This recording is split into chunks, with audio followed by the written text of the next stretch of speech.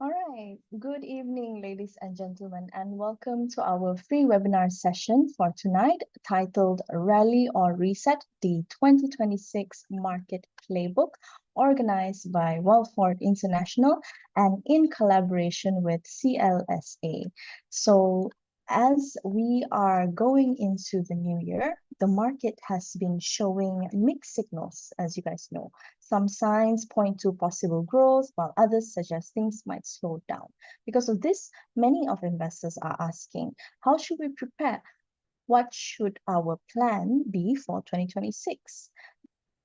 That is why we are here tonight, joined by two esteemed speakers who will share their views on what to expect heading into 2026.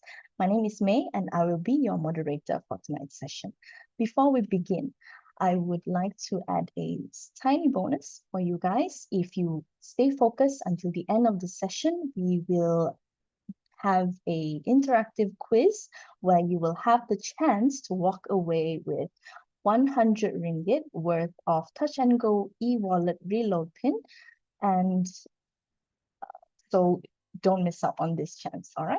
So moving on, a very important disclaimer before we begin is that all the information shared with you guys today is used for educational purposes only and not in any way is it an investment advice or asking you to buy or sell any securities, okay? If you want to buy, that is solely your responsibility and your discretion. Now, with that said, let's introduce the first speaker for our tonight's session. Mr. Ooi Kok Hwa, or Ooi Kok Hwa, sorry. He is the managing partner of MRR Consulting, dealing mainly with business appraisal, investments, and financial training. He is a chartered financial analyst, CFA, chartered holder, certified merger and acquisition advisor, CM and AA, international certified valuation specialist, CVS, and also a registered member for the Business Valuers Association Malaysia, BVAM. Presently, he is a licensed investment advisor by the Securities Commission of Malaysia. And besides that, he has also passed Certified Business Appraiser, CBA exam in the year 2003 and Certified Valuation Analyst CVA exam in 2018. Now, with that wonderful introduction, please welcome Mr. Ooi Kok Hwa to the stage. The floor is yours. Hi. Good evening. First of all, new thank Velford and CLSA for giving me a chance to share views. My name is Ooi Kok Hwa. So I will be with you for tonight. Okay. I'll share with you on the market outlooks. Basically, it will be market outlooks. Now,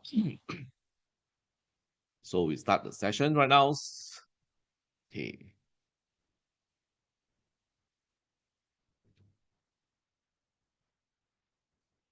So rally or resets for the year 2026. Okay, market playbooks. So once again, my name is Ooi Kok Hwa from MR Consulting. Okay. So this session, we're going to touch on the gold and the AI. What is actually the outlook bubble? When will it end? And then, of course, the most important is actually the US fundamentals, the economic fundamentals. Then, of course, we'll talk about China's and Malaysia's, okay, and sector to watch. Okay, first part is actually gold getting higher. So the first question will be, how high can it go? So a lot of people would like to know. So who is actually the main buyer? So can you go higher? Can you go to 5,000, 6,000, or even higher? My view here basically is that if you look at the main buyer, so the main buyer, 2024, okay, it mainly is actually the central bank. And Poland, India, China, Czech Republic, all these mainly are central banks. So it's actually not people like us. We buy from the normal shops. You go to the jewelry shop to buy. No. It will not cause the gold prices to go up to these levels. And if you look at the central bank, the World Central Bank, you notice that the percentage of gold actually getting higher. So basically, is that the almost all is actually the selling the US Treasury bond and convert to gold. So how high can it go? If you ask me, based on the US debts right now, okay, if you look at the reports, within 2 months, the US debt increased by 1 trillion. So it's every 2 months increase by 1 trillion, and the amount is actually getting higher and getting higher. So I do, I believe my view. I think uh, during the Trump periods right now, I think the gold prices will go higher. Okay, definitely will not stop at 4,000. I would say definitely, I will not be surprised at all if let's say it touched 6,000, 8,000, that kind of levels. But I don't think it will not be, definitely will not be tomorrow. Okay, but given, if you look at the charts right now, if you look at the people actually have concern on the US Treasury bonds, the debts levels, and the US dollars. Okay, the increasing of the US debts. So to me, it's actually, when will it end? It's actually it may end when the whole thing need to reset. Today we talk about reset, right? So maybe the Bretton Woods, that kind of reset. So until the holding bubble bursts, of course, I'm not too sure when. Okay, but given the bias right now, it's actually the central banks. It continue to go higher, and then the US debt actually getting higher and higher. And you look at the weakening of the US dollars, and the US Treasury yields actually, Treasury bond yield is actually getting higher. I mean, the still maintain at 4%. So I think the sell down on the US Treasury bonds. So that's why I think the gold will go up. And then you look at percentage of the central banks that holding the convert to the gold. So I think it will go up for a while. And I will not surprise will go up to very high levels. If you want to know the peak, it's actually when it actually ultimately will be one day it may go up by 500, 1,000, that kind of levels. But at the moment, you're not seeing that, right? So I think it's based on the charts, it's actually going to go higher. Of course, will not be go up. Will not go up by to 5,000, 6,000 by tomorrow, definitely. But I don't know when. So definitely, it's not going to come down for short term as well. Okay. And then you may ask why Bitcoin suddenly plunged. So to me, it's actually it may correlated with the tech sectors recently, going through some corrections. So uh so be careful on that, okay? On the tech sectors. I will talk about this shortly, okay, because of the tech bubbles, okay. So my view here basically is that uh people say that the Bitcoin is the same as gold. But you notice that actually, when US tech start to go through some correction, you notice that it cannot withstand that kind of selling pressures.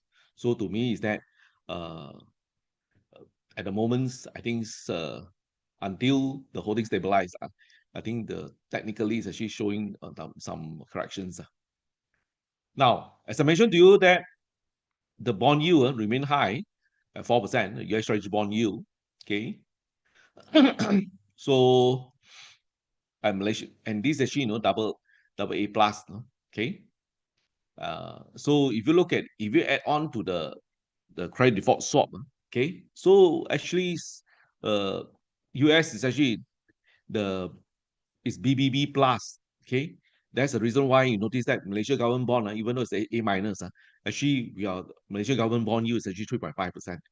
Okay, so lower than the US. So higher yield is actually not good. So people actually have concern on the US debts. That's the reason why you notice that central banks actually the buying gold. Okay, you notice that it's actually the buying gold. They're not selling, they're buying. Okay, and they convert the percentage of gold as a foreign reserve actually getting higher. Of course, some actually due to the higher gold prices. Okay, now next one, talk about the tech bubbles. So, of course, recently, tech is actually going through some corrections, okay? And you notice that actually, the words bubble in the media, so report, whether Wall Street Journal, Bloomberg, all these, getting higher. I subscribe to Seeking Alpha, you know, a lot of articles on the bubble, that AI bubbles. So of course, you may say that last time, you know, 2024 January also the same, 2 July 2024 also the same, but now actually, you know, so some people say actually may go even higher. So my view here basically is actually be careful. I'll give you the reason why. Uh, Recently noticed that actually, you know, there are a lot of story in these areas. Okay, the whole thing I will view this, the whole AI bubbles is actually, I say, okay, this one my view. Some also say, okay, it's a scam. You help me, I help you. You help me, I help you. So you notice that it's actually I help you, you help me. So you invest in my company, I make profits, then I invest your company, then I invest your companies, then you actually, you know, more expand more, then buy more on the Nvidia chip. Then Nvidia chip actually make money already. Then because of the open AI, then invest open AI, open AI expand further, then buy more Nvidia chips. Then open AI also invest in Oracle.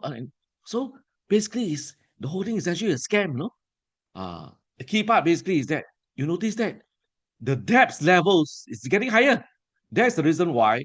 Recently they say that wow, 2025 the debt levels actually, you know, jump to high levels. That's the reason why you notice that the credit default swap on the recent one is actually on the Oracle, it's actually jumped to high levels.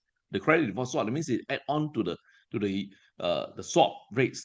So that's why wow, it jumped in this level. Meaning to say, so because they continue to issue debt to fund all these AI investments, and this AI investment may be 3 years, 5 years, but people, you know, wow, they continue to issue debts. That's the reason why sharp jump in these levels. And you look at the Oracle credit default swap actually getting higher. So means what?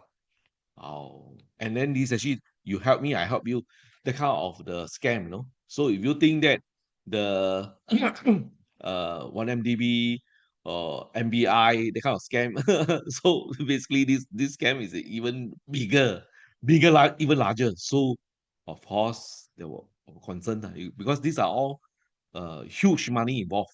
Okay, and the key issue here is until today, who actually make money from the beside, you know, Nvidia, all this, who actually really make money from all this AI? Until today, not really, you know, except for the Nvidia or some of the open AI. So not really. A lot are still suffering losses. Okay, a lot of company actually, yes, suffering losses. So that's why that's the reason why you notice that the credit defaults are getting higher. And the issue here is that if you look at the recently Nvidia, so all the time the target price getting higher, you notice that the share price getting higher, right? But recently the target price getting higher, but the share price coming down. No? So they're a bit divergent. So that's the reason why everyone say that good news will report good news. Then we the company actually tech company really report good news. The share price instead of going up, is actually coming down. Wow. So means what? So actually the share price already factored in all these good news already. Wow. So you need to be careful already. Okay. Divergence. So I'm not too sure. The recently, of course, recently actually recover back because of the may cut interest rate. So I'm not too sure whether we'll cut interest rate or not. We'll look into the US numbers shortly. Next one is that if you look at the China Kimi, it's actually closing in on the ChatGPT 5.1. Okay, wow, actually quite close, no? Uh, that's the reason why. And the economics says that 2026 just published today only. Okay, today only. It says that China chips 2026. You know, any markets actually do have China players, whether glove lah, EV car lah, solar panel lah, you name it. In Malaysia, we call it, they're going to have a tough time. Okay, the price will be could go down to very low levels. So that's why you notice that hey, the economic says that 2026 you will see, you know, a lot of big changes, no, on these AI chips. And it's going to catch up, especially the Huawei. I think 9001, 910 actually see. So that's why if you look at the report saying that big things. Okay, when it catching up, so people not going to spend a lot of money to buy Nvidia chips already, the Blackwell chips or H200s. So that's actually the key issues. So that's why, and you see the gap actually closing in very close. So my view here basically is that once actually close, and you look at the big markets, all these the lower end chips, basically is the whole market is actually more than 50% is actually controlled by China with a very cheap prices. You can have all these AI bubbles because you think that is you can make good profits. That's why you can invest and continue. Okay, but once until today they cannot make money, and later on they discover that actually the debts actually going to have problems, and the chips actually getting cheaper. So that's why this is actually is a warning signals. Okay, that's the reason why I mentioned to you earlier that wow, the target price actually getting higher, but the share price coming down. Wow, divergence already. Be careful. Okay. Next one, talk about the facts. So whether to cut interest rates or not, or upcomings, the FOMC meetings. Okay, the second weeks. So of the December, the last one. So basically, if some say yes, may cut. Okay, I'm not too sure. Okay, my view here basically is that maybe 50-50. Okay, so this is actually the September's forecast. Okay, if you look through, they're supposed to be another uh interest rate cuts actually, this year. So, and the key point basically is that next year, if you look at the mean rates, it's actually, slightly lower only. Okay, then the interest rate cuts is slowing down, roughly about 3%. So that's the reason why you notice that actually, the Fed rates, this year maybe 3.6, then after that next year 3.4, 3.1, 3.1, compared to the long-term rates actually 3%. Okay, so that means the interest rate not going to come down to very low level like last time. Okay, and keep up basically the inflation rates actually higher. And the key point, the key concern will be what is going to happen to on the US job data. So you say that the upcoming job data will combine, October will combine with the November. So we're going to announce on the first week, that is actually before the Fed make decision, That will be interesting. Later on we'll look at the numbers. Okay, going to come out soon. Okay, so that's why you notice that actually the the September time they actually revised higher, but this is actually before the shutdowns. Okay, so but they have not taken into effect of the shutdowns, the impact in October. Okay. Now, as I mentioned to you, the FOMC meeting, the next one is actually 9 and 10 of the December. Okay. And the key point is that wow, recent numbers, inflation rates actually getting higher. Okay. The Fed actually looking at PCE, personal consumption expenditures index. So you notice that I know why up to you. It's getting higher. The key part basically is that the month-to-month changes. Let me share with you one more time. Okay, the hang. Okay. You look at the month-to-month changes, it's 0.3, Okay. 0.3 means last month and this month, the changes by 0.3. Okay. That is August. So they will, because shut down no numbers. So you times 12 on 0.3, actually is increased by 3.6%. 0.3 if let's say every month increase by 0.3, 0.3, 0.3, until the 12-month period will be times 12 will be 3.6. Wow, 3.6 will be much higher than 2.7. That is the reason why. Wow, so you don't have this index. That's why and you look at the numbers, then it's getting higher. And then because part of it is due to the tariff really implemented it actually in August, okay, 1st August. That's why the effect you see suddenly start to see it actually in July, August, especially in October. Okay, start to see it already. The prices getting higher because of the tariff. Okay, so and tariff basically, if you look at a lot of reports saying that 70%, 80% is actually paid by the Americans. Okay, the importers, so the exporters only absorb maybe 10-20% only. The rest actually all American. The importers actually bear the cost. So and US inflation, they do have two types. One is actually PC index, one is normal inflation. Normal inflation, you have it until September's numbers. September numbers also shows the increasing trend, Wow. And the month-to-month changes also 0.3, same like the PC index. Okay, so basically that's the reason why people have concern. Okay, then you may say, ask why suddenly they may cut interest rate, because actually the economic numbers actually not doing well already. Start to feel the things actually slowing down. That's why there's concern actually getting higher, especially the shutdown in US government. Okay, so and next one, looking into oil prices, of course, oil prices actually coming down. Okay, part of it is because start to factor in the end of the Ukraine war. Okay, so if you ask me, okay, whether they will sign, I think I don't think will sign at the moment. Okay, I think things would delay until maybe next year. Okay, may ding dong for another few months time. Okay, the key point basically is that the Putin actually won the remaining 20% of the Donetsk. So he already control 80% already. Do you know what's actually the total land area controlled by Putin right now?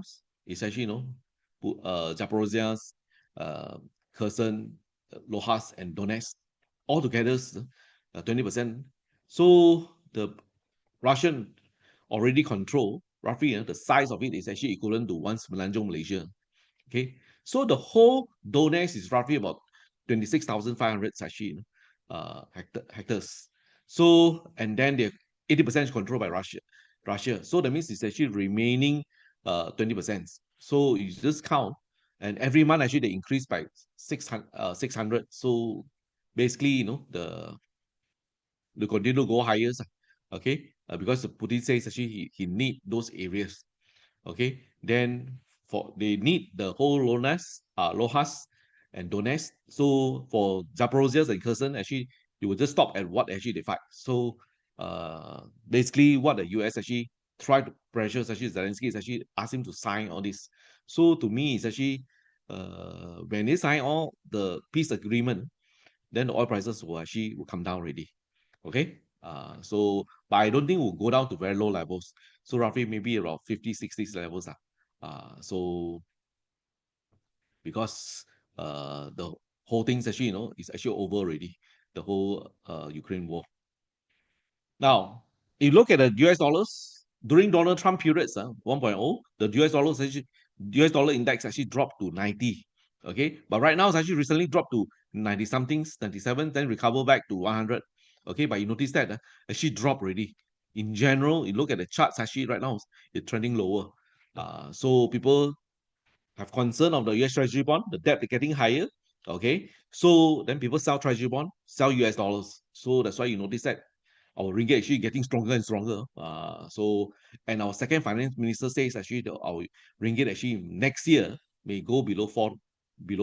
So our second finance minister said. So my view also the same. Because Donald Trump period 1.0, our ringgit actually appreciate until 3.8. So that's why if let's say go down here, so this is actually Trump periods, okay. So that's why I would not be surprised actually the US dollar will drop further, because weaker US dollars good for the exporters, the US exporters. So Donald Trump actually want to have a weaker US dollars, okay, but not too weak, okay. Then you look at the Nasdaq, of course, uh, recently, break below. So appear to be weakening. Technically, it's actually weak. Okay. And the key point is this. Do you know when is actually the first date actually, they have this ChatGPT? It's way back to this November of 2022, no? So until right now, 3 years already. The key point is actually at that time, the Nasdaq is about 11,000. You know what's actually the peak levels? 26,000. Oh, wow, yo, this AI here, AI there, AI everywhere. Oh, yo. So the key point is until today, no one making money. These bubbles actually same as the Y2K. So if let's say the Y2K, year 2000, everyone say, wow, internet. You still remember some of the research house convert to the online? Wow, still remember that?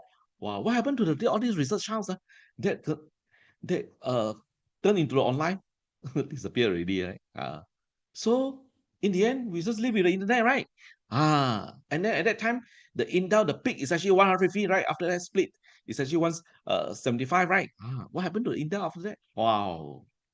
So that's why the key point basically is that the whole thing is jumped by 133, 36%. Wow. So, and nobody make money. Only Nvidia's. And the issue is Nvidia can make money because no one can compete. But today, the economic says next year, Huawei going to catch up. China chips going to catch up. Wow. You see big changes. Today's economics. And there's not share with you already the Kimi, all this, no? Very close to ChatGPT, no? Wow. So, and flood the whole market with chips. Wow. So can sustain. This can sustain. So you notice that a lot of times the rallies actually start with the main actors. Well, main actors will be the management sevens. After that, supporting actors. Then CLSA also move already. So wow, no, all the data center, everything go. So after from the main actors, after supporting actors also move already, then the CLSA also move already. Then you know that the bubble is almost ending already. Okay. So Dow Jones also the same. Okay, it's actually trending down. Okay, some profit takings. Okay, and the key point basically from the whole bubbles from the November 2022 until right now 3 years. Whoo yo, 30,000 jump to 48,000. Whoo yo, 60%. Again, same questions. People make money from AI. Really? Your company actually invest in AI, make money. That's the key issues. And the I'll share with you already, the debt getting higher, Oracle's, no? Wow, the credit default swap actually jumped to high levels. Not my numbers, no? From Bloomberg's. So have concern and the debt jumped to high levels. This is actually a time bomb. So and evaluation getting higher. Wow, all-time high. This time actually going back to 2008 like kind of valuation levels already. Wow. So be careful. That's actually what I can mention to you. Be careful. Okay. Then how about IMF forecast? IMF forecast basically says that next year the overall 2026 actually is slow down. Okay, slow down. Then China will actually slow down.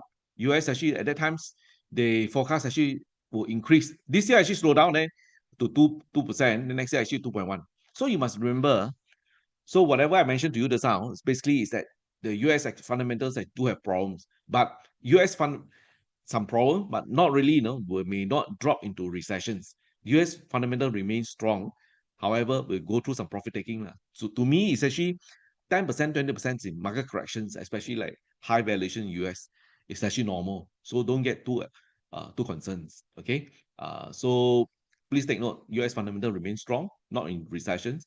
However, because of the high valuations. Okay. So be prepared for that. Some corrections. Okay, for next year.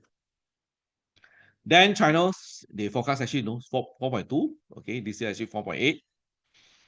Now, US economies. So the interesting is actually, if you look at the US job data, especially recently, the numbers, wow, October's the layoff because we don't have numbers. So suddenly, jump to high levels. Okay. So that's why they have concern. October's job cuts jump to high levels. So that will be interesting. That's why first week of December, that job data will be interesting. The key point is that the US job data, so just to show to you that June time, they reported 100 over thousands. But the actual, what is the actual number? Negative, Oh, so basically, US job data, a lot of numbers actually, not correct. So be careful. So that's why a lot of revisions. Okay. These are actually the concerns. Then the hourly earnings actually coming down. Okay. So slowing down, the wages actually slowing down. Okay. Then unemployment rate is getting higher. Okay. You notice that the trend is getting higher. That's why to me is that be prepared to see higher employment rates. Okay. So but not really going back to that kind of pandemic levels or the 2008. So to me it's actually what the Donald Trump want is actually weaker US economy so that they can cut interest rates. So actually done on purpose.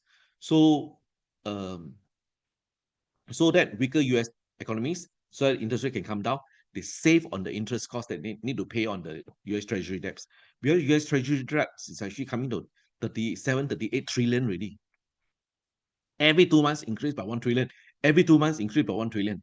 And given the interest rate right now, the bond yield at 4%, you take 4% times 30, don't talk 38 trillion, times 30 trillion enough already.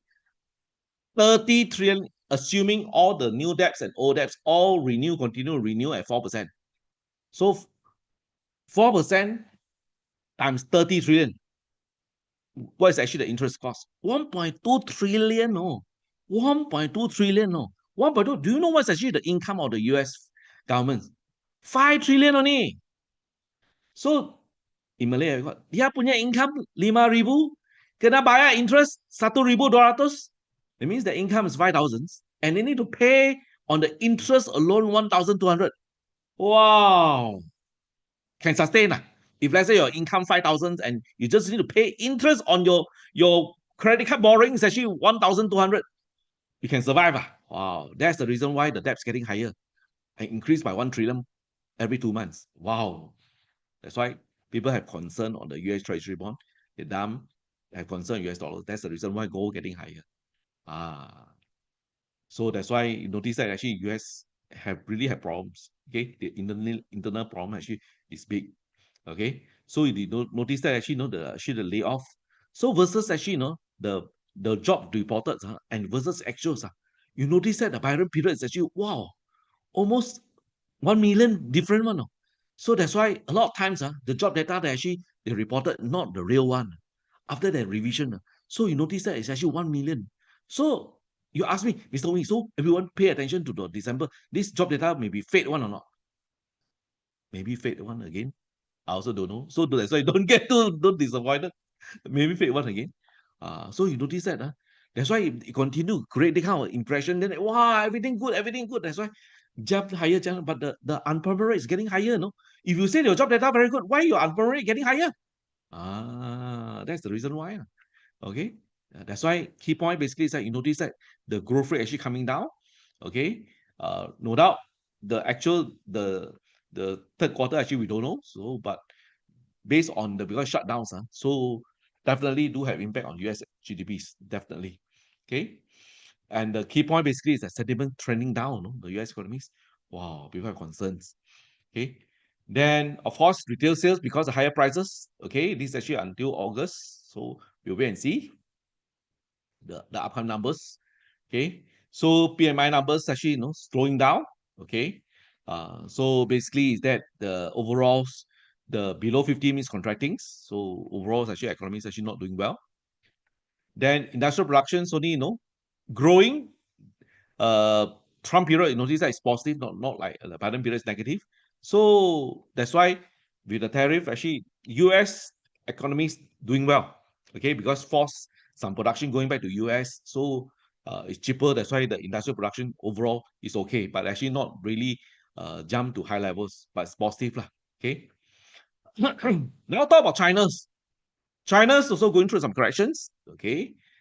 So my view here basically is that in general, if let's say overall coming down, slowing down, US economy slowing down. Of course, recent China number also not doing well. Okay. So I will not be surprised actually going through some corrections. Okay. So Hang Seng is also the same. The Shanghai also the same, going through some corrections. So normal. Okay. But my view here basically is the China economies later on I'll share with you is actually on the way up. It's getting recovered. So you notice that actually will not go down to too low levels. Okay, some profit taking is normal. That's why it's actually still maintained higher than 260 days moving average. And you look at China GDP's numbers, year to year changes actually okay, 4.7%, third quarters. So this year the target is 5%. So IMF forecast 4.8. I also think roughly maybe 4.8 to 5% levels. Because the fourth quarter numbers actually start to see actually the numbers actually not doing well. Okay, so you may ask why? Very simple reason. If you look at the China's the industrial production numbers, okay, so the June number very good, right? July number very good. Why? because of tariff actually in 1st of August, right? So that's why all the products need to produce for the Christmas time. Okay, so because they actually have a delay for 3 months time, okay, fighting between US and China. So that's why, then orders started coming in, then the manufacturers. So that's why the China second quarter numbers very good. But the issue here is actually these orders are supposed for Christmas. Then you produce and you stand ready. So of course, when it comes to third quarters, actually the number will not be good already. So basically, all actually built earlier. That's why the third quarter's numbers will come down. Okay. So that's why don't get too surprised with the China numbers. Okay. Recent numbers actually not doing well. Okay. Key point basically that China quarter to quarter changes of the GDP is actually doing well. Okay. This is one part. Then the yuan also weakenings. Okay. But they try to maintain almost the same as the US dollars. Okay. So that's why the US dollar is actually weak. They're also weak, but they're actually not as weak as the US dollars. So that's why also strengthening. Okay. The strengthening, like our ringgit actually strengthening. Okay. But we actually appreciate against the yuan. Okay. Then you look at China inflation. Hey, year to year start to turn positive, because everyone thought China may have a deflationary environment. Then turn positive. When you look at China month-to-month inflation numbers, hey, positive, not negative, And if you look further, China's core inflation rates on year-to-year changes. Wow. You look at the trend, wow. So means what? The deflationary is over already. That is the reason why the fund managers, the US, a lot of fund managers, or BlackRock, Fidelity, all the fund move to China market. That's why the Hang Seng drop, then recover, drop, recover. Ah, so you want to short, very hard to short, right? So you find the Hang Seng call warrant, put warrant actually very hard, right? You notice that, wow, China economy is doing strong, no? So that's why be careful, because the fund actually flowing in from the US to China markets. Okay. And you look at the newly built houses, less, still negative, but less negative already. So of course not like last time, but it's less negative already. So be careful on that. Okay. Then of course new orders. The I mentioned to you that all orders actually came in earlier. Okay, because of the tariff. Okay, so don't get too surprised with the third quarter numbers. This October, November actually will be weak. Okay, because you built earlier already. Then that's what I mentioned to you on the June, the second quarter China number actually very good. Okay. Retail sales remain weak. Okay, this one is true. China actually retail sales. China economy not doing well. True. Okay, but still grow. It's just growing at slower rate. That China is not in recession. It's actually still growing at slower rates. Okay. So that's why I would not be surprised 4.8 to 5% of the China GDPs. So still very high, compared to US, that kind of roughly 2% GDPs, 3% gap levels. Okay. Next one, talk about Malaysia economies. Oh, our third quarter, this is actually for many strikes. Okay, so third quarter's doing well. Household spending, 100 ringgit, 100 ringgit. Wow, so very strong, right? Wow, investment continue to grow. That's why you notice that, hey, 5.2%, okay. Like the third quarter results, consumer sectors actually reported good result. Wow, 100 ringgit effect, Wow, no. So that's why, okay. So our GDP 5.2%, and Bank of Ghana says they should sustain household spending plus the investment FDI coming in, or continue export growth, our E&E recover.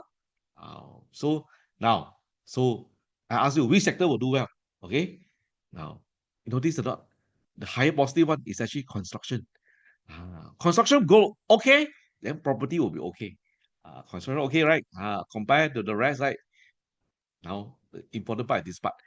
Okay, you look at our Ministry of Finance. Okay, our Prime Minister actually present these tables in actually Parliament on 10th of October. This is actually the 10th of October. This is actually extract out from Malaysia Budget 2026. Okay, of course, I know that you seldom pay attention to these numbers. Download from the website. You can download the whole reports. Inside here, got these tables. So you look at among so many sectors here, Which sectors will do well next year? Do well. Look at here. Which one do well? Hey, negative 2 point. Negative. Negative 1 is actually mining not doing well. Oh. Manufacturing 3 only. 6.1 good. Which one? Construction. So I mentioned to you already. And construction, 2024, the highest one, 17.5. This one changes, year to year changes. 17.5 growth. Construction growth, okay. Property, okay. So 2024, 25 this year, 9.1% growth. Which sector? Construction. So construction, okay. Property, okay. Next year also, which one highest growth? Construction. Okay. So the next one is actually service sectors, right? 5.2, right? Okay. The next one is actually service sectors, right? 5.2, right? So now we look at service sector. Service sector for next year, which one okay? Hey, real estate okay, no? Real estate business services okay. Transport, transportation, storage, okay, 6.6, 7.1%, okay.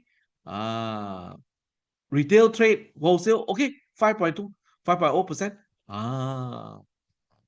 So get the meaning already? So you ask me, construction okay, property okay, consumer sector also okay. Financial sectors always there one, okay. So food and beverages accommodation also okay. Visit Malaysia year next year, 2026. That's why if the key growth for Malaysia 2026 basically is a household continuous spend, your 100 ringgit year end ready, so utilize ready or not? Anyone not utilized yet? So remember to use your 100 ringgit, otherwise disappear one. Never mind. Middle of February, give you another 100 ringgit. My one you use ready. Very fast. So next year continues to be okay, 4 to 4.5. Okay, the investment. So exports actually moderate, okay, moderate exports, E&E demand, okay. So consumer household spending continue to be there, FDI continue to come in. Then that's why you look at our industrial production, okay, 5%, 6% growth, okay. You see the trend getting higher. Then the wholesale trade is actually okay. Minimum wages getting higher. 1st of August, minimum wages down 1,700 already. Wow. You look at our Sahara plus all this, for B40, actually you get a lot one. 3,000, 4,000 levels, 3,000 amount to 3,000 to 4,000 plus Sahara, all these aids. Wow. Plus the minimum wages increase. Wow, actually a lot. So that's the reason why they say, Mr. Wee, just the B40 don't look down B40, So 100 ringgit have impact on. Okay. So minimum wages actually increase, really can actually have that kind of impact. So our 100 ringgit actually by our government actually give 100 ringgit. If you look, the total impact is actually 2 billion only but actually 2 billion, if you times the actual impact, you ask me, maybe 3 times or 4 times of the 2 billion. So maybe it was 6 billion or 8 billions, because you actually suddenly become rich already. That's why you look at the holiday season in September. Wow, October, actually a lot of people, right? A lot of local tourists. Okay, because suddenly become rich already. So that's why actually they have multiplying effects. So don't look down on that. Okay, so that's why you ask me. So that's why consumer sector okay. That's why the third quarter results, consumer sectors in general, they're quite okay. So restaurant okay, okay. So employment okay. Then inflation recently, upbeat a bit, okay. The core, but basically, the 2%, below 2% still okay. So then you ask whether to cut interest rates or not. That one will depend on you, how the US, how aggressive they cut interest rates.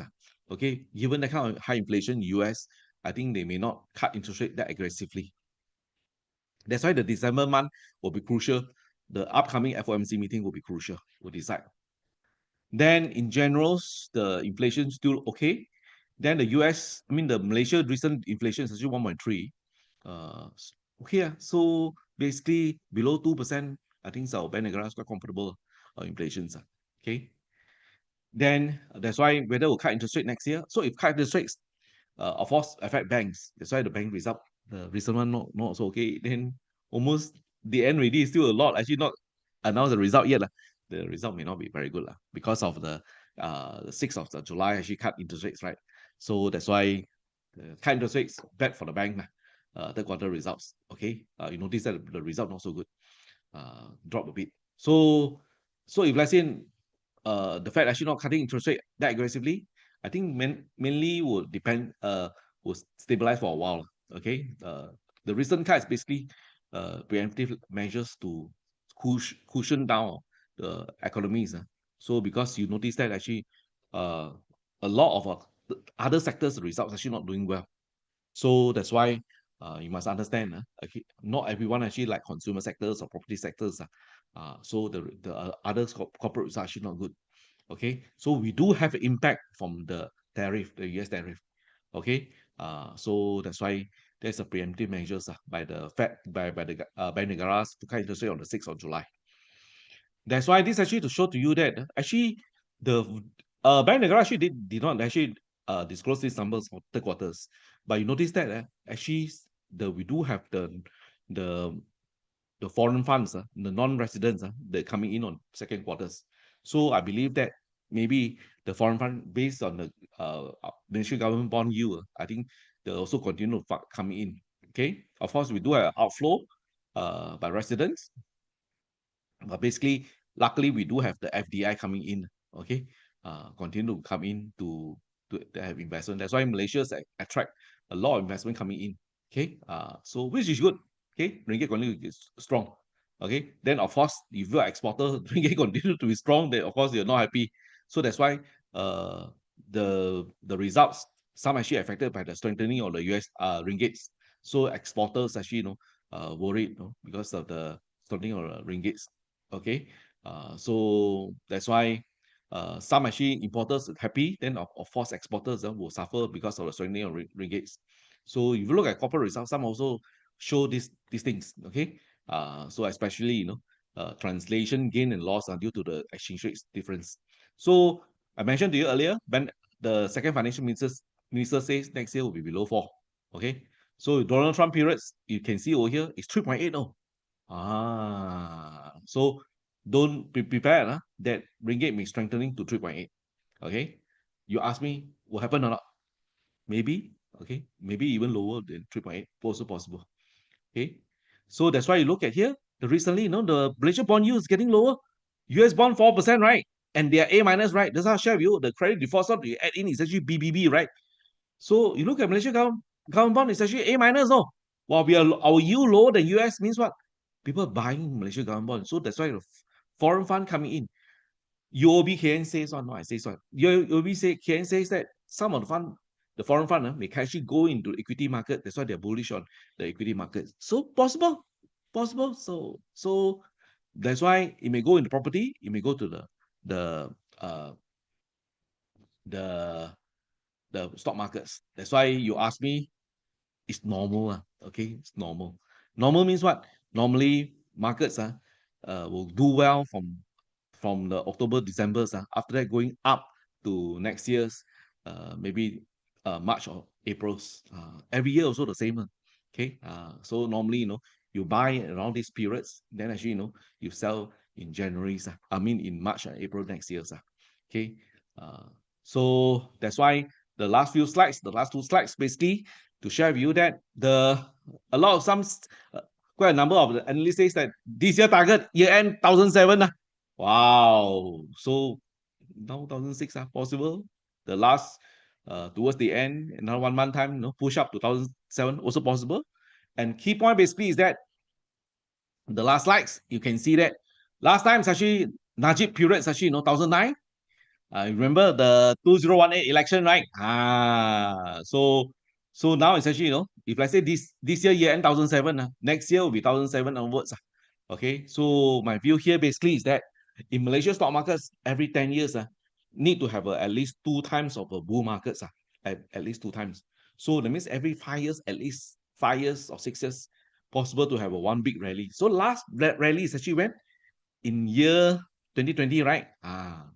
So already how many years already, So my view here, basically, I will not be surprised.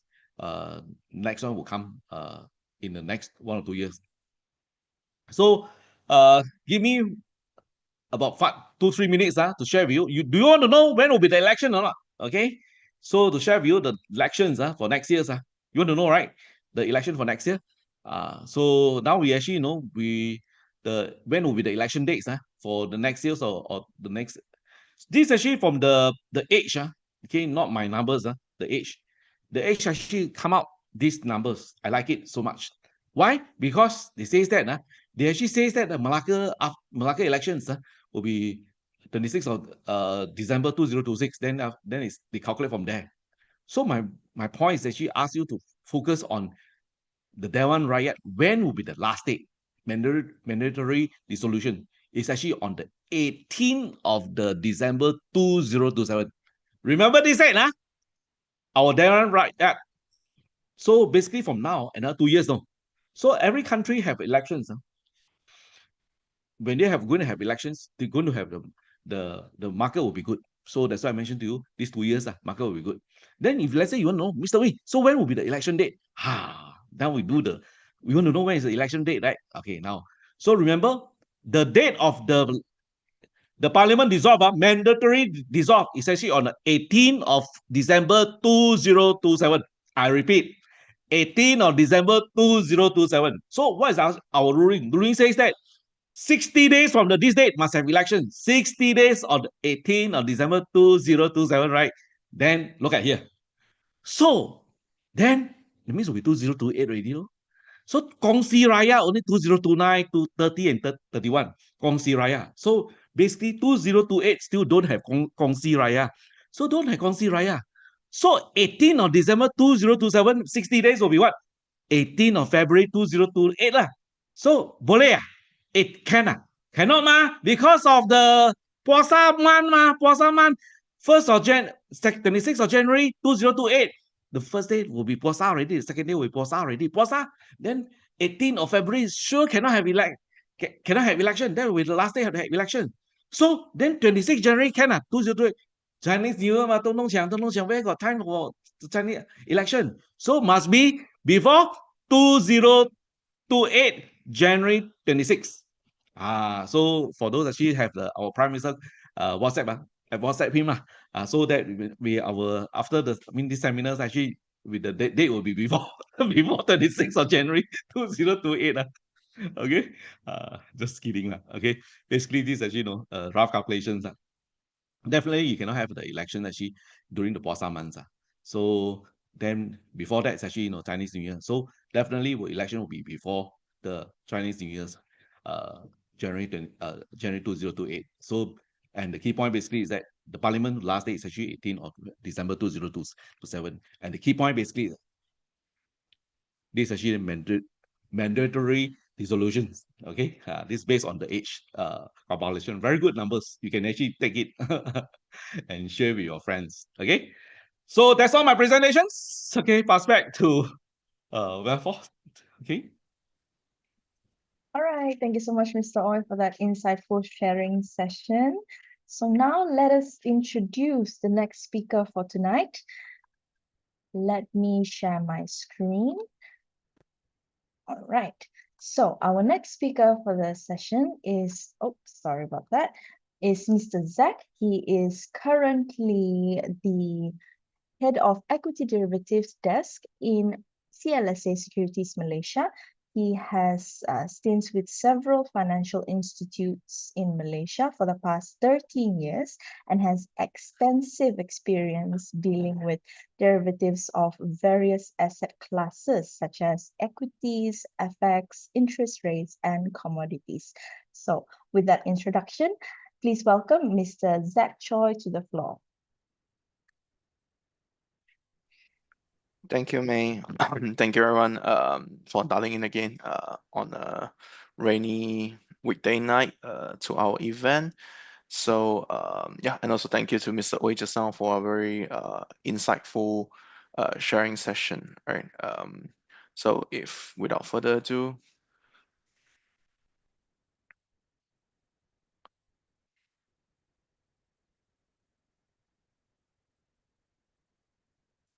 So I think just a quick introduction again, following up from what May said earlier. I'm Zac. If you haven't met me before or been to one of our sessions, I head the equity derivatives desk over at CLSA Securities. So basically, my session is going to be short and sweet. Right, I want to show you some ideas on, if you have some key takeaways from what Mr. Ooi shared earlier, whether about gold or the US markets or the Malaysian markets, and how you want to monetize these ideas and come up with the trades. Maybe this just going to be a quick session for you to pick up some, I would say, tips, right, on how to monetize some of these ideas. Right. So first of all, I think just gonna quickly go through what I do for a living and what are equity derivatives if you have not um, traded it before. So there's four main classes of equity derivatives, right? There's options, there's swaps, structured products, and futures. Over in Malaysia nowadays, we probably hear a lot about options, right? Option trading. I think Mumu pushes it a lot. We also seeing a lot of people on social media talk about options trading. So futures, again, also very popular asset class in Malaysia, usually with the CPO futures, which comes with crude palm oil.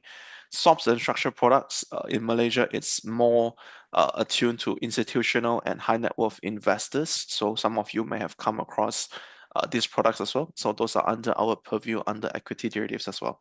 All right. So today I'm going to spend most of my time talking about structured warrants, right? So if you have heard of it or have not heard of it, I hope that after today you can get a better idea of how to utilize or add structured warrants into your portfolio and gain some of the exposures or make some extra gains for yourself, right? So without further ado, a very quick introduction, what are structured warrants, right? On your screen, you see a very typical stock code naming convention for a structured warrant.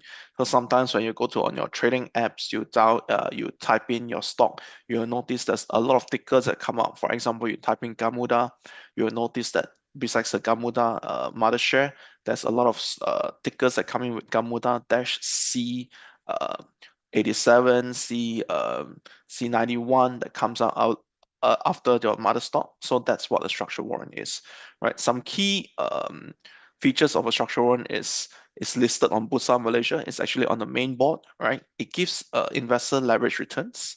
It has finite life, means that it expires at a very specific date, right? And in Malaysia, there's both calls and puts warrants, although most of them are calls, right? And there's another two key things to note about structured warrants is that it's not the same as company warrant. Company warrants are warrants issued by the company themselves that allow you to convert the warrants into the company shares at a predetermined strike price. So that's a company warrant. This usually comes with a naming convention of stock-W, right? A structured warrant is most commonly issued by a third-party financial institution such as ourselves, and also later I'll name some of our other competitors in the Malaysian market, right? And again, go back to another comparison is structured warrants, company warrants. You can also compare it to call options or the listed options market, right? So listed options are more often issued by a exchange clearinghouse, right? So that is for me, that's the most obvious difference between the three asset classes, right? You are facing a different kind of issuer and market maker for most of the cases. Lastly, to note is that structured warrant doesn't come with a voting right. So by holding the warrants of a Gamuda, you can't actually go to the AGM, and try to vote on certain decisions. Okay. Some reasons why do you want to invest in structured warrants? The very first one is because of the low capital outlay, right? One share of Gamuda goes for about 5 ringgit 30 cents, right? Not everyone have the very high capital, to buy lots of these kind of shares. So structured warrants usually is a lower barrier to entry. You can use a smaller capital to start trading, and this instrument usually come with leverage. What this means is that it allow you to make more gains than the mother share. So for example, when the mother share goes up by 5%, structured warrant could give you returns of more than say 3 to 4 times, maybe about 20%. This is very interesting because recently what we're seeing in Malaysia, at least for the past year, is a company tend to report very strong or very drastically weak quarters. What we're seeing is Unlike previous years, Mr. Ooi just now showed quite a bit of history of the Malaysian market compared to back in the day where every company's earnings tend to be quite steady and within consensus.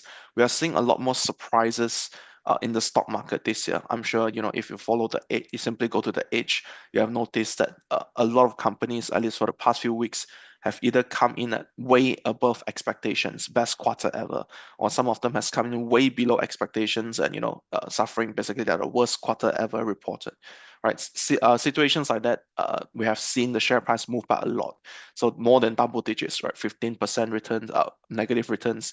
We have seen share price move by 6, 7, 8, 9% on a single day, right? So if we could have a very good view of some of these earnings, or have a very good analyst coverage of some of these companies, you can actually use structured warrants to trade and make quite good gains within a few days in the Malaysian market.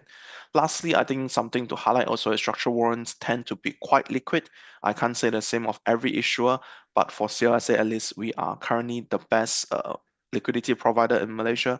We are market making more than 1 million units for most of our names. We currently have over 150 tickets listed on Bursa, and most of them have more than 1 to 3 million liquidity on both sides. This will allow investors basically to trade without having the bid-ask spread being a concern. So I think it's definitely something that I personally would be looking at when trading in Malaysia. So yeah, going back to what Mr. Ooi covered earlier, so structured warrants, is it only just for Malaysian stocks? Actually, the answer is not. So here are the most common, or currently in Malaysia, you can actually find structured warrants over all the asset classes listed on the screen now. So local and foreign stocks, we have a lot of interest in Hong Kong stocks. So besides Malaysian listed stocks, you can also find warrants listed over the likes of Alibaba, Tencent, Xiaomi, BYD. These are all very common names that we see in Malaysia. Another type is indices. There's local, of course, KLCI coverage, but the most actively traded structured warrants in Malaysia actually is Hang Seng Index structured warrants, right? So there's a lot of interest by Malaysian investors in Hang Seng Index. There's also some variations of that this year. So we have people issuing over the Hang Seng Tech because of the AI play and the tech recovery in Hong Kong. So there's a lot of interest in those structured warrants. There's also warrants listed on something called the HSCEI, Hang Seng Chinese Enterprise Index. So this index particularly track the Chinese companies that's listed on Hong Kong, or more commonly known as H shares. Right, so if you are very bullish on the China recovery story, there's also actually structural warrants that allow you to trade these kind of ideas. Right, and lastly, commodities. We talked quite a bit about gold just now, so later I'm going to show a bit of example about gold. And lastly, ETF. So if there's any ETF that you thought, ETF has been very popular since Warren Buffett published the open letter to hedge fund managers. So, if you want to make a bit more leverage gains on ETF, there are also structured warrants currently trading in Malaysia in ringgit that allow you to leverage your returns against an ETF. Right. So I think quite a lot of words and talking earlier, but nothing better than a simple chart and illustrating the power of structured warrant. What you see on the screen today is one of the better performing stock on Bursa Malaysia. So just now, I think we were talking a lot about Malaysia and how the companies are having returns. I think Mr. Ooi was covering more from a broad market perspective, KLCI. But if we zoom into individual companies, like I mentioned earlier, there are certain companies, especially for the past year in Malaysia, that's done very, very well. Right. So looking on the screen, we have Unisem, a Penang-based tech company. Right, if you have been keeping track, this company has done very, very well this year. The share price is up about 61% from May to October. Right, if you're looking at the chart on the screen, annualized return is about 260% for this name. Okay, if you were to buy a structural warrant instead of holding the mother share, I mean, if you're holding the mother share and make 61% return, that's still spectacular, right? It's a spectacular trade. But if you have bought the structural warrant over the same period, you have made more than double the gains, about 154%. Right, so this is an example of a very good trade using a structured warrant or a very bullish stock sentiments in the market. Okay, so back to that. We talk a bit about gold and whether we think it's going to go up or go down moving forward. So I thought, first of all, CLSA currently don't issue any warrants over gold, right? But I thought that there will be a lot of interest. Even my relatives and friends ask me about gold. So on the screen here, I'm not going to name the competitor. This is a screen taken from my competitor. They are a big issuer. Actually, their name is stated, there's Macquarie, right? They're a big issue of gold, call, and put warrants. So if we see here, GLDHK, these warrants are tracking a gold ETF listed in Hong Kong, right? If you have you think that gold prices, maybe from your own research or what Mr. Ooi mentioned earlier, if you think that gold prices are going to go up from here, you'll go for something with a C, alphabet C after the ticker code, right? But if you think that gold prices is overdone and it's going to go down from here, you're probably looking at the put warrants. In this case, all the warrants with a H ticker might be what you're looking for. Okay, then from here, how to pick a good warrant, you have to look at a few things. First is expiry date. You want to avoid something that expires too soon. So those that are 31st December are probably not your first choice. Then you'll probably have to look at exercise price, right? Get a good feel of whether it's going to end up in the money for you and balance that with the kind of returns you can possibly get. Later, I'm going to go through some of the key terms you'll probably have to go through when selecting a warrants, so enabling you to make a better decision, okay? So no matter whether you're bullish or bearish on gold, when you click on, if you go to any other issuer's website, ours will have the same features. Click on the blue color hyperlink on the warrant name, you'll be led to a table that we show on the screen here. Again, these are not ours, these are Macquarie's warrants, but from here you can actually check out the corresponding warrant price in relation to the underlying asset class, in this case, the gold ETFs levels, right? So using this feature, you can actually plan your trades much better, right? Plan out how you want to take profit, stop loss, or how you want to, which levels to enter or exit a position. These are all very useful information that is available to you for free. Just have to go to the website and play around with the page, right? So knowing the rules is very important when it comes to trading structured warrant. So again, showing on the screen here, another very bullish example recently, CMSB, of course, also have a very strong quarter back to profit. We did not have the latest share price, but up until 16 October, it's up about 29% within 2 months. The structural warrant again, 74% up. I think we are just trying to show a few more examples on, although in a most ideal scenario, everyone's making a lot of money from trading, but there are circumstances where, like we are showing on the screen here, DNO has not done very well. After a bad quarter, of course, the recent share price has only gone one way down. This, again, I would like to highlight is despite there are several analysts in town that are actually very bullish on DNO earlier in the year, right? We were supposed to see it go back to above the legendary levels, way above 2 ringgit previously. Instead, it has come off a lot. So in the circumstances where the share price come down, do note that the leverage effect will take place as well. So the warrant will decrease at the level that is more than the mother share price decrease, right? So there's something, I think there's a risk element there that everyone need to take note of, right? So moving on, sorry for going a bit too quickly. If you have any questions, feel free to ask me later at the Q&A, right? Moving on, if there's two, I have 2 slides in here that I thought that if you want to trade a warrant or, you want to use a warrant to test out your trade ideas, there's 2 screens that you really must pay attention to tonight. The first one is on the screen here, right? This on the screen is our URL, tradewarrants.my, right? So this is our CLSA warrant website. If you go to this website, go to the banner, warrants tools, under warrant search, then you'll hit the screen that I'm showing basically. From here, you can actually search for all the tickets that we have available. It will list down everything that we have for the underlying of your choice. There's also a filter button where you can pick out more than enough parameters that will help you to make your trading decisions. Okay, so do go around and play with it and see what we have available for you. We have covered more than 80 stocks at the moment, so anything you can think of that is listed in Malaysia, that you probably can find something there. And once you go to the warrant search page, and listed out some of the warrants that you want, if you look at on top at the banner side, on the yellow side, there's a lot of key terms, right? That sounds a bit technical. So I've listed a few that you should really pay attention to. Just now I mentioned expiry date, right? Do note that structural warrant expire. So you want to take note that you don't want to buy one that is too close to expiry, mainly because of the phenomenon known as time decay, right? We actually list down a time decay number of days on our website as well. But I think just as a general rule, try to avoid those that's too close to expiry. Exercise price is the next thing you need to pay attention to. 90% of structured warrants in Malaysia are call warrants, meaning if you buy one of them, you hold a bullish view of the underlying instrument. In this case, you want the share price to go above the exercise price. That is your best case scenario, right? So do not go for one that is very out of the money, or means that the share price is very far from the exercise price. That may not be the best idea. And the next two things to note is a term called effective gearing. The effective gearing basically lists down the amount of gearing, the number of times the structural warrant give you over the underlying share. So if the number is 5.4, means that if the mother share price goes up by 1%, you can expect a 5.4% return on your structural warrants.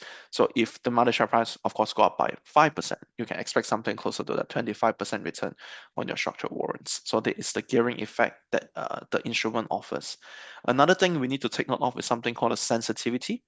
Sensitivity basically means that how many ticks it takes for the mother share to move, for your warrant to move one tick, right? So the simple way to think about it is effective gearing and sensitivity is either or, right? Is you take one and then you have to give up a bit on the other side, right? So think about it as a mode of transport, like a car, right? If it's a very high horsepower car, you take more fuel to get it started, but once it get going, it can go very fast. So that's the kind of warrant that is very high effective gearing, but most of the time, these warrants will not be sensitive enough, right? They will take the sensitivity measure will be very high, so it takes a lot of movement in the shares to drive the warrant up.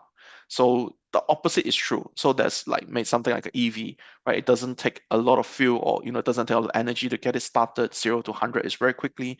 So, but the effective gearing in this case may be lower, so it doesn't move as fast as say a high horsepower vehicle in this case, right? The last the last parameter I want to highlight is a premium, right? In Malaysia, there's a lot of focus on people just look at a premium and think that a low premium structural warrant is the best. In fact, a negative premium structural warrant is free money. Okay, that one is actually not true, simply because the way of thinking when it comes to premium in Malaysia, I think the first thing I would recommend is, if you're interested in the theoretical side, go to any issuer's website, search out for their base prospectus and read out the premium definition. The premium definition in Malaysia, as mandated by the CLSA Act, is very different from what our understanding, when we go to business school, when we go to uni, or when we go to CFA and learn about option premiums, right? Option premium is what you pay to get the instrument. So of course, the lower that I pay, the better it is, right? So in this case, the logic of a low premium number, meaning a better option, is true, but there's a lot of what ifs, a lot of other conditions holding true. For example, all the other parameters of the two options in comparison in this case must be the same, right? If the two options or the two warrants are not comparable, if one has a longer life, if one has a different strike price, if one has a different underlying, it shouldn't be compared that way. I think that's the first thing we need to take note of. The second thing is also the premium definition in Malaysia is not outright the amount of money that you pay to acquire the warrant, right? So this is a very different understanding, right? Because upfront we're actually not paying the issuer anything, right? It's also not embedded in the price of the warrant, right? The premium actually just means how much the mother share price needs to move for you to break even, right? So take note of this. Premium in Malaysia, if you're just going for a low number, what it actually means is you are buying a very close to the money structured warrant, right? So that's all it means, right? If you just buy a low premium structured warrant, that's what it means, right? It doesn't mean that it's superior to one that has a higher premium number, right? So I would personally recommend to go through the other 4 parameters I've listed on top to find a warrant that suits your needs, rather than just going, there's no shortcut as just going to look at one number and find free money from there. Okay, another thing we are sharing here, some of the factors that affect a structured warrant price. This is something derived from something known as a Black-Scholes option pricing model. So there's not too much to learn here. I'm sure AI or Google can give you guys this same table anyway. All right, so the second key slide that, if tonight That's something you take away. Remember, I mentioned there's 2 slides, the second slide here, right? I showed something similar for the gold warrant earlier. This is something called warrant matrix. About 4 to 5 of the current issuers publish this for free on our website. Ours is, I would think, the best in class is because our share price is actually live. Bursa data feed is showing the current traded level on the screen, so you can find the most relevant levels for you to trade, right? So do take note, there's a lot of information on this table that is useful for you. The first one is the key terms. Remember, I mentioned just now the important things to take note of: exercise price, expiry date, and gearing is already up top on the warrant matrix. The second thing to note is that, remember, I mentioned sensitivity. It's not shown here, but if you look closely at the table with the different shading of the matrix, you can actually already see the sensitivity level. In this case, about 4 ticks. The sensitivity is that the mother share price, in this case Franken, need to move by 4 levels before the underlying warrants price will move by 1 level. Right. So, and also using this, you can time your trades on how to trade, say, a Franken C42. Right. So lastly, just a bit of word of warning, right? Trading warrants, it's a bit of a leverage game. So always be very disciplined, right? Have a take profit and stop loss level. Always do your homework on the stock, right? With your analysts or with whoever that you think that have very good analytical insights on the market, right? Do not do charting on the structured warrants. We cannot stress this enough. We have seen it done recently by some other investors or some other so-called influencers, right? Do not chart a structured warrant price chart, right? You need to do the charting on the underlying share price. Then from there, if you have identified your buy and sell levels, go back to these matrix levels and plan your warrant trade from there, right? And lastly, again, there's no shortcut, free money, or magic number. If nowadays I understand that TikTok or the short attention span means we always want to look for the 30-second free trick that can let us make money and become a top trader within the day. There's no such thing. I think trading by itself is an art. It takes a lot of discipline and hard work. So if we see any short videos or even one class that can teach you something like this to unlock gains, do be very, very careful with the methodology. Right. Lastly, just like to show a bit of a very recent event, right? Or how an event using structural warrants can give you very good gains. On the screen here, we have Genting Malaysia, Genting Group. Right. Taking a closer look on the announcement of the takeover of Gen M, we can see that the share price is up by over just under 12%, and the warrants can give you about triple the return on the same thing. Of course, you need to be a really insider to see something like this coming. But interestingly, before the announcement of this event, there were a lot of rumors circling around in town back then about Gen M getting privatized. Right. So if you are a avid trader or have market friends, this is probably one of the trades that you could have done back then. Lastly, just to introduce ourselves again, CLSA is the latest market maker to be approved by SC and Bursa to issue and market make for a structured warrant in Malaysia. Alongside ourselves, there's total 8 warrant market makers in Malaysia at the moment, right? And but usually a market maker's key role is provide liquidity. And as I said earlier, we are definitely the best in class when doing that. So if you can, do check us out when you have the time. Right. And if you have any questions, do feel free to get in touch with us. We have a hotline listed on the screen now. Also, you can visit our website and contact us from there, tradewarrants.my/CLSA. Right. And lastly, this disclaimer is compulsory. Please note that this presentation has not been reviewed by the SC. Right. Thank you so much. Back over to you, May. Thank you so much, Mr. Zac, for that wonderful sharing session. So now let's move on to the Q&A part. Since we are a little bit short of time, we will do a short Q&A with a few questions only. So the first question that we have is from Tian Kyong Yo. Why Saudi Arabia's growth jumped from 2% this year to 4% next year?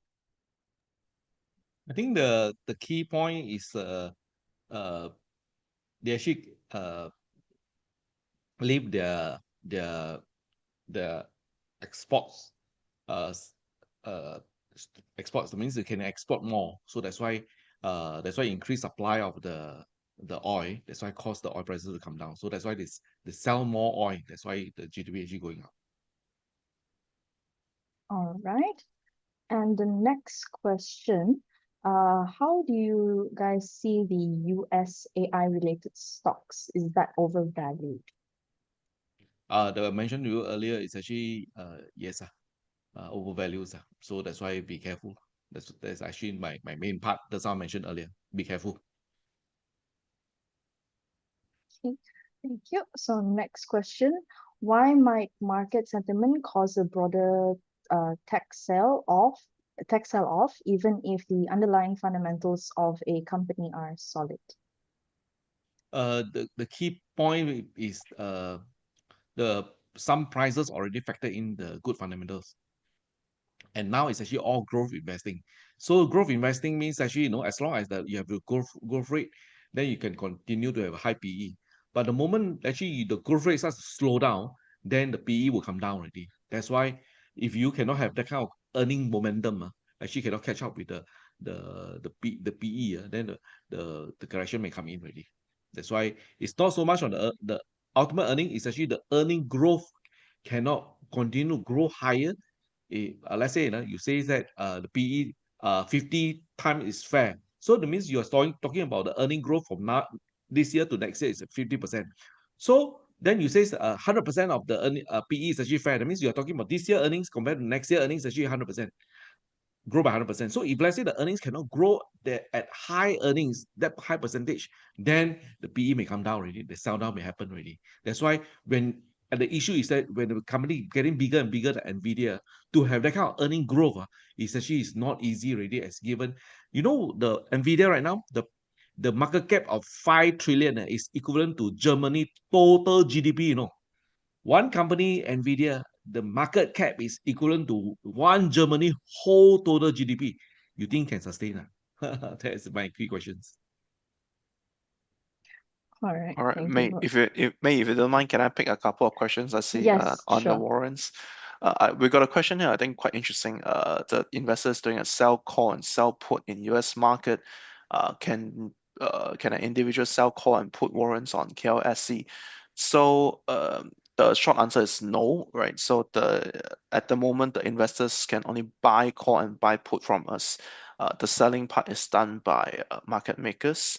But also, I think very interesting, I would just like to add on a bit is that selling call and puts, there are certain books or investments philosophy that thinks that this is a good trade. Barring a black swan event, usually it's a very steady yield generation strategy. But I like to just highlight this to this investor that selling call and puts, if without the professional hedging that goes behind the scene, basically it's a strategy we call limited upside, because you're earning the premium, but you are opening yourself to so-called the unlimited downside of the share price movement. So I hope that you're aware of this and have some kind of hedges in place to do it if you're just doing a naked sell call and sell put, especially in the US market, right? So yeah, I think that's something. Another quick one from another investor is all structured warrants listed at Bursa Malaysia. Yes, all the structured warrants in Malaysia are listed on the Bursa main board at the moment. Yeah, sorry, yeah, back to you, May. All right, sorry. Thank you guys so much for joining us tonight. Thank you, CLSA, for collaborating with Wellford, and thank you, Mr. Ooi Kok Hwa and Mr. Zac again for that presentation.